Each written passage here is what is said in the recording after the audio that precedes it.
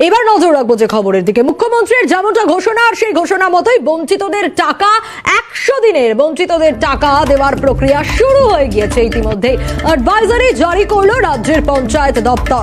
Job card হোল্ডারদের bank account খতিয়ে দেখা হচ্ছে। ব্লক লেভেল স্তরে একটি তালিকা তৈরি করারও নির্দেশ। আমরা দেখেছিলাম ধর্নায় যখন বসেছিলেন মমতা বন্দ্যোপাধ্যায় কেন্দ্রের বিরুদ্ধে বঞ্চনার প্রতিবাদ জানিয়ে 100 দিনের টাকা দিতে হবে, এবং তারপর সেই ধর্ণা থেকেই মমতা বন্দ্যোপাধ্যায় বলেন আর কিন্তু রাজ্য কোনোভাবেই মুখাপেক্ষী হয়ে থাকবে না।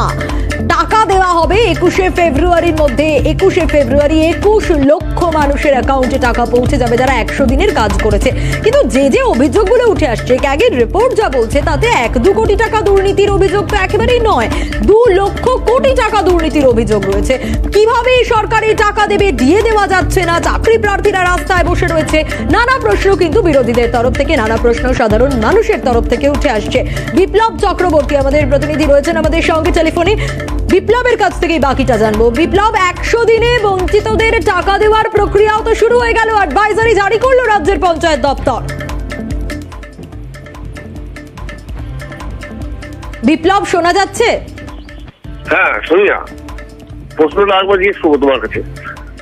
100 দিনে বঞ্চিতদের টাকা দেওয়ার প্রক্রিয়া ইতিমধ্যেই শুরু হয়ে গিয়েছে। মুখ্যমন্ত্রী যেমনটা ঘোষণা করেছিলেন, অ্যাডভাইজারিও জারি করা হলো পঞ্চায়েত দপ্তরের তরফ থেকে।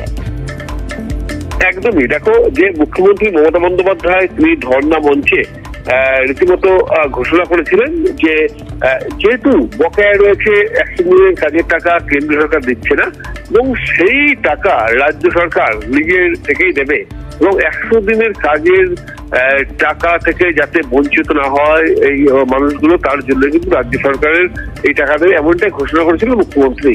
তার সেই ঘোষণা মতো ইতিমধ্যেই 100 দিনের যে কাজে বঞ্চিতদের জব কার্ডের যে টাকা, সেই টাকা দেওয়ার প্রক্রিয়া শুরু করা হয়েছে, এবং একটি অ্যাডভাইজারি জারি করা হয়েছে রাজ্যের পঞ্চায়েত দপ্তরের তরফ থেকে, এবং সেই অ্যাডভাইজারিতে বেশ কিছু নির্দেশিকা দেওয়া হয়েছে, এবং সেই নির্দেশিকার মধ্যে গুরুত্বপূর্ণ বেশ কিছু বিষয় রয়েছে, এবং সেই গুরুত্বপূর্ণ বিষয়গুলির মধ্যে রয়েছে যে এই যে জব কার্ডধারী যাদেরকে টাকা দেওয়া হবে, এবং তাদের এর জন্য ব্যাংক অ্যাকাউন্ট এবং ব্যাংকের একেবারে বিপ্লব যেমনটা বলছিলেন, ধন্যবাদ জানাবো তোমাকে।